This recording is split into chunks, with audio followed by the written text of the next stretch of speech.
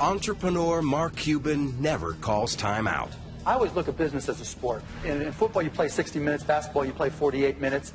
In business, it's 24 by 7 by 365, and the whole world's trying to kick your ass. I will never forget talking to Mark about, where are you going with this broadcast thing? And he goes, I'm going to the BBC, Billionaire Boys Club. Mark Cuban parlayed his passion for Indiana basketball into a company worth $5.7 billion. The day that Broadcast.com was sold to Yahoo, I think a lot of folks felt like we had hit the lottery twice. Over the last 20 years, I've always been about what's new, what's next, and how am I getting there first. The unorthodox entrepreneur has disrupted every business he touched. He said, we got to blow this up. This is not what I want. Rip everything out and start again. He's been slammed, eliminated, Mark Cuban, furious, and investigated. Mark Cuban, ordered to appear before the SEC. But almost always comes out on top. He is smart, one of the smartest people. But he also, you could make the argument, was one of the luckiest people in the age of the internet. Somebody has got to be the luckiest person in the world. Somebody's got to be, right? It's you. And I'm just glad it's me,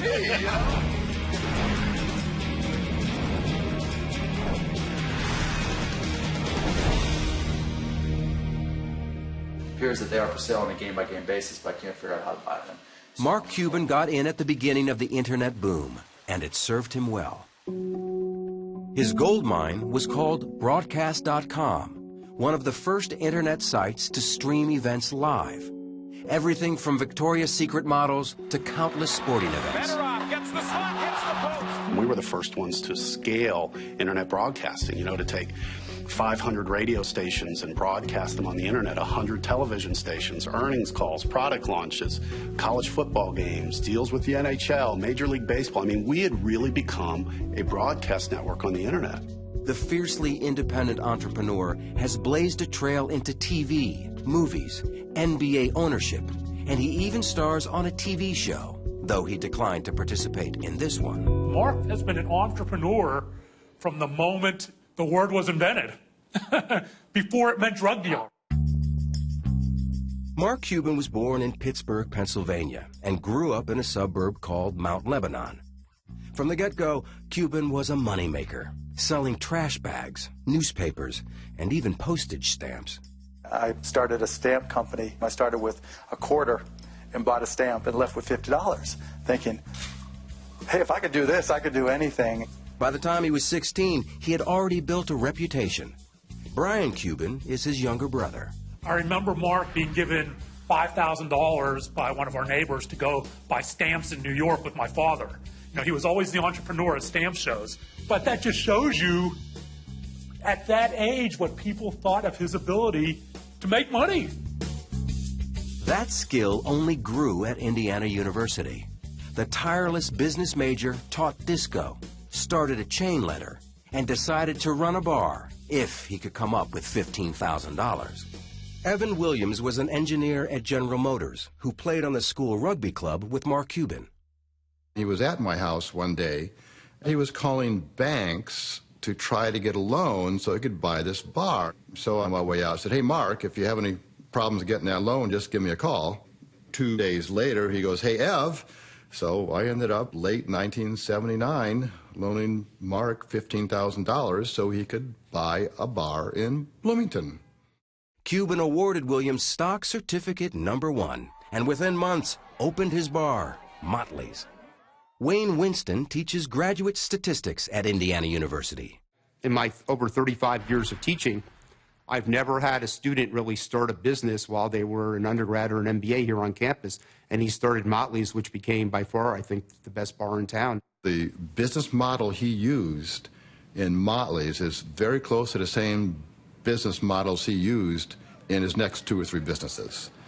He always would have 51% of it, even though he didn't put up any of his own money, but no one really complained because he was the one that built up the business. Until it came crashing down after a wet T-shirt contest. It's pretty common knowledge around town. An underage girl won a wet T-shirt contest, and so I think that hurt the future of the bar, let's put it that way. Cuban graduated and soon landed in Dallas. Within a year, the born entrepreneur launched Micro Solutions, providing software, hardware, and training to businesses at the dawn of the PC revolution. It was a family affair. Mark goes, you come work for me. So I said, fine. So my first day at work, I'm a big lawyer. I show up in my suit and tie. And he goes, why are you wearing that? Well, coming to work for you at Micro Solutions. He goes, no, go home and change, put on your crappy clothes and your jeans. You're in the stock room. Mark doesn't give you anything. You have to learn it and earn it.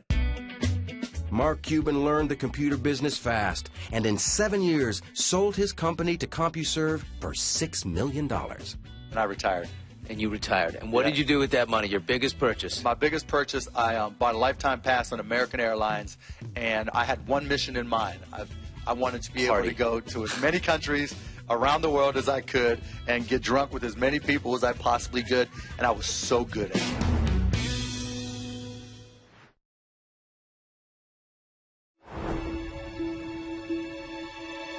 In 1995, Mark Cuban came out of early retirement to reinvent radio. According to Cuban, college friend Todd Wagner brought him the concept. It's a story the Hoosiers basketball fan has told often, as in this interview on 60 Minutes.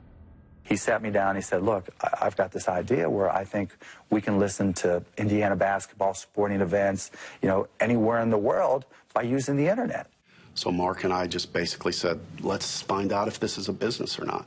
So we set up shop in his upstairs bedroom of his house and, got us a computer, got the software, and started playing with it.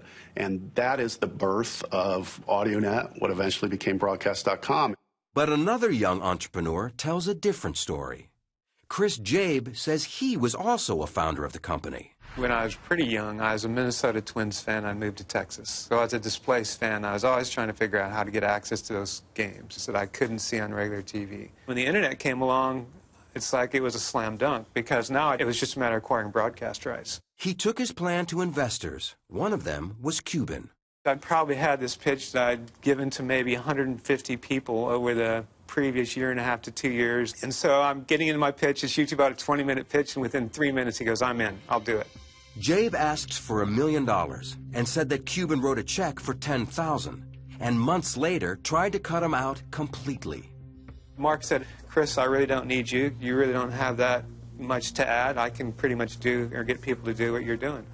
So I was a little bummed, to say the least. And I really give Todd a lot of credit. When he came to me and said, we can work a deal with, for $2,500 a month and 10% of the company, in the way he described it and the way he showed me the paperwork, I knew it was real. And it really made me feel really good, actually, even though it was hard to take 10% of a company that I developed 100% from scratch. Cuban became the driving force of AudioNet. Mark overall really wanted to see it as his company. He had made it, gone from really an idea to reality. He never really wanted to acknowledge me as a founder. But co-founder Todd Wagner does acknowledge Jabe's participation. He was there for a very brief period of time, and then he went on to the next thing. He owned a slug of equity and did just fine. AudioNet did better than just fine. Never before in the history of the world can you come in and listen to almost any team from anywhere in the world. A little PC and a connection to the net, and you might as well be sitting in Bloomington, Indiana.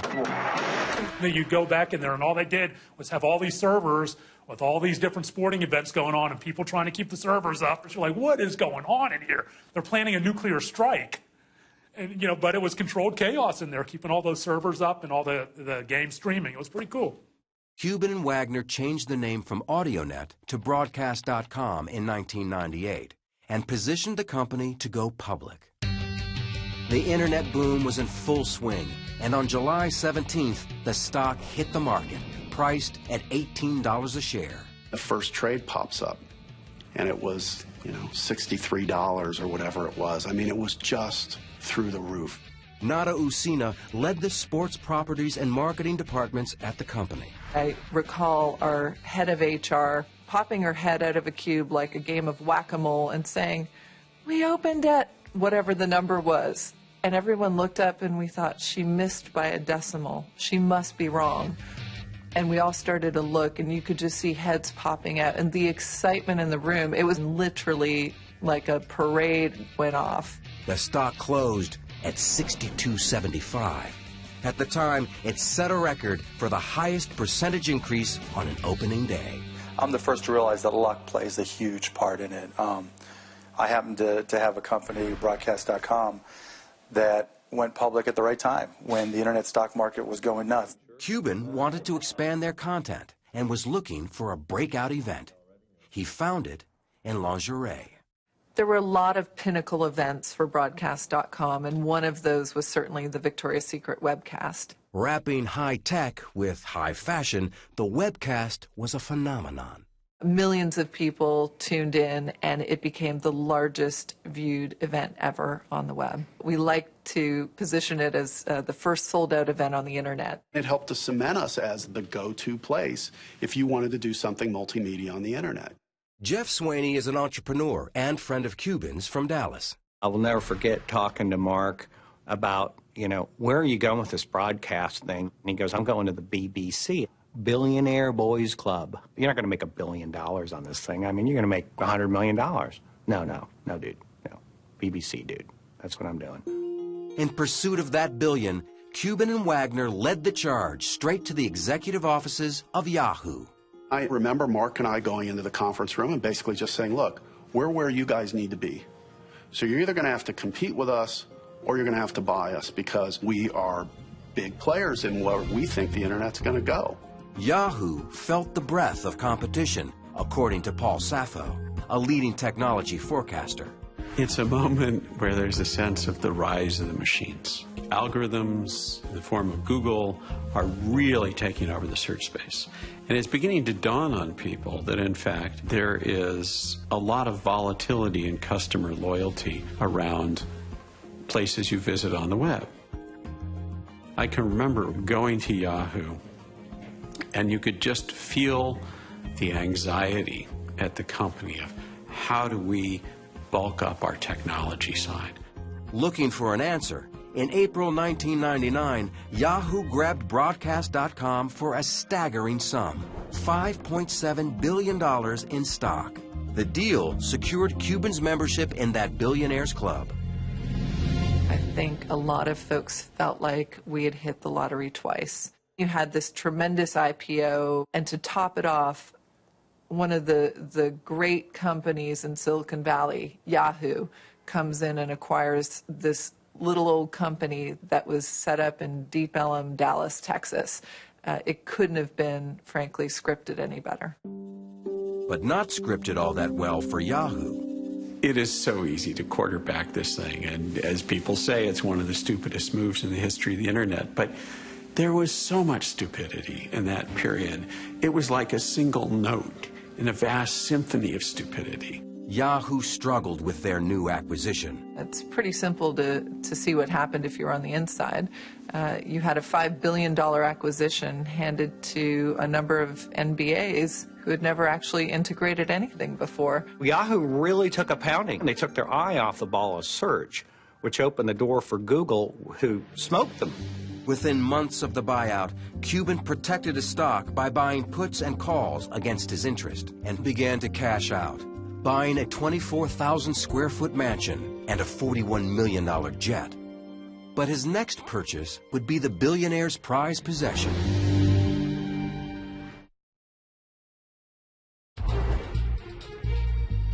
In January 2000, sports fanatic Mark Cuban bought majority ownership in the Dallas Mavericks from Ross Perot Jr. It was the crowning purchase for the billionaire with the insatiable desire to win, except that the franchise had one of the worst win-loss records of any team in the NBA. You've got to start giving these guys who have been in damaged programs, let's call them, the thought process that they can win, that they are expected to win. Cuban was going to change everything his way. Turdima Ussery, the buttoned-up CEO of the Dallas Mavericks, recalled his first meeting. I didn't eat the whole day because we're having dinner at his house that night, and I wanted to be a great guest. And I was in suit and tie and, trying my Sunday best, as my mom called it. He opened the door up in jeans and no shoes and T-shirt, and we sat on his floor and watched basketball for 4 or 5 hours and ate. I think it was Cocoa Puffs and Doritos is what we had in bottled water. So it was, again, it was just a new reality. That new reality took effect the moment Cuban saw the traditional wood-paneled locker room in the Mavericks' new arena. He said, you've got to blow this up. This is not what I want. I want a loft. I want open ceilings. I want the guys to feel like it's a clubhouse, a place they'd hang out in. We got to get a pool table in here, and we got to get the DVDs, rip everything out, and start again in the clubhouse.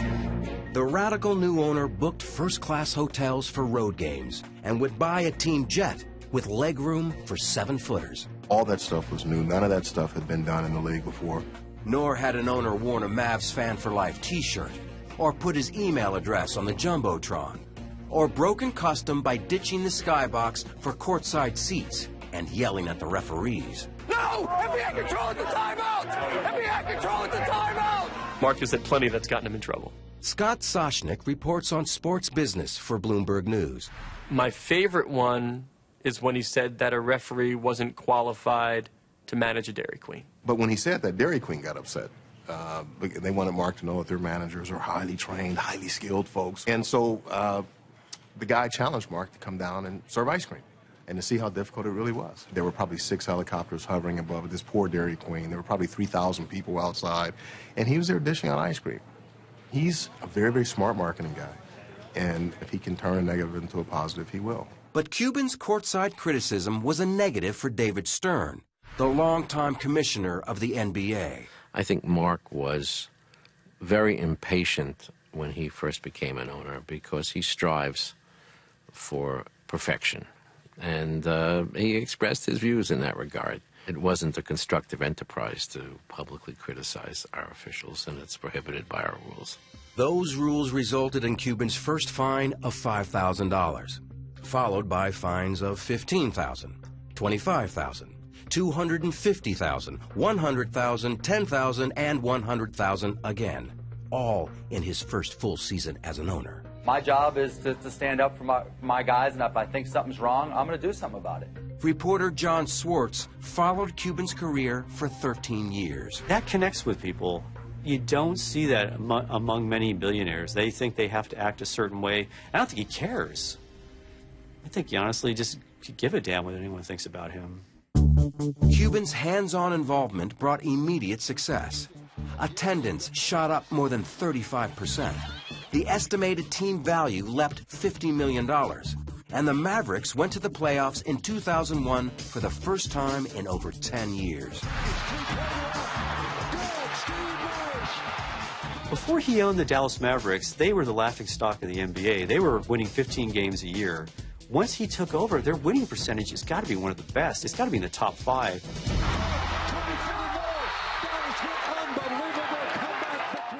Despite their surging success, that year the Mavericks fell short of the championship. And success for Cuban in the film and TV business was also proving elusive. At the dawn of HD TV in 2001, he launched the first high-definition television network called HDNet, as he explained to Charlie Rose. We're available on cable, we're available on satellite, but viewers can go knowing that not only are they going to get great entertainment, but they're going to get great entertainment in the best possible picture quality. The network sputtered, barely reaching 350,000 homes in its first year. Cuban hit pause long enough to marry longtime girlfriend Tiffany Stewart, throwing a reception bash on his home court, the American Airlines Center. By 2003, he re-teamed with Todd Wagner and plunged into the movie business. We bought Landmark Theaters, which was a national independent theater chain. We invested and then bought Magnolia Pictures, a theatrical distribution company. We built on a home entertainment unit as well to that. And all of a sudden, we had built a vertically integrated media company, meaning we had production, distribution, and exhibition all under one roof, in a way that, frankly, we had not seen done before. It gave Cuban the pieces to shake up the movie business by releasing a film in theaters, on DVD, and TV simultaneously. Andy Fixmer is an entertainment reporter for Bloomberg News. Back then, nobody was doing this. Nobody even thought that you would dare put a movie on television before it was released in theaters. It just wasn't done. Cuban's movies met with mixed success. Some films, like Good Night and Good Luck, had found critical acclaim and a niche audience, while others struggled. And there was a disappointment again on the basketball court. Star Dirk Nowitzki led the team into the finals in 2006. The Mavs were up 2 games to none when momentum suddenly shifted. And the team dropped 3 straight. Cuban was livid. When he was pissed, he may as well have been Satan. The players literally ran the other way in the locker room. The Miami Heat are champions of the basketball world! After their collapse in the championship, Nowitzki publicly called for Cuban to control his temper. For the owner who hated to lose, the loss was pure devastation. I believe he didn't leave the house for 3 weeks, and he became a shut-in. So what did it cost him? It cost him his dream. Really, his dream was to turn the Mavericks into champions.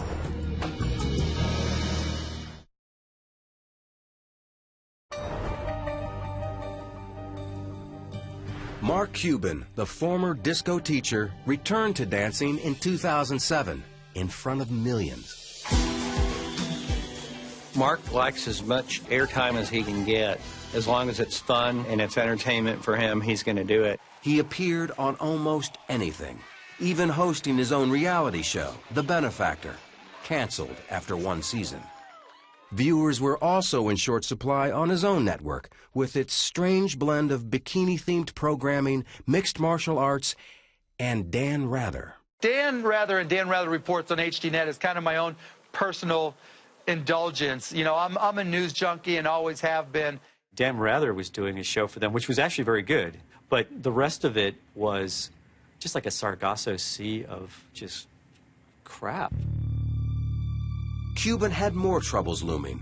The Securities and Exchange Commission filed a suit against him. We're going to turn now to the crackdown on insider trading, and it has ensnared billionaire Mark Cuban. The SEC alleged that Cuban dumped 600,000 shares of Mama.com as an insider trade. The 2008 lawsuit from the SEC says he sold shares of the company ahead of the company's own plans to sell more discounted shares to investors and avoided $750,000 worth of losses. On his blog, Cuban stated the claims were false. The suit was dismissed in district court, but the SEC appealed and the case was reinstated in 2010. While Cuban battled in the courtroom, he also prepared for battle on the basketball court. He dealt for key players, hired a new coach, and in 2011, the Mavericks fought their way back to the finals. Surprising everyone, the loudmouth behind the team bench went silent. It was different. I mean, still people went up and talked to him, but he said, not today, not me, talk to the players. With Mark in the background, it was this other guy, Dirk Nowitzki, and the team that Mark had assembled that in the end was able to win. What he's always dreamed of.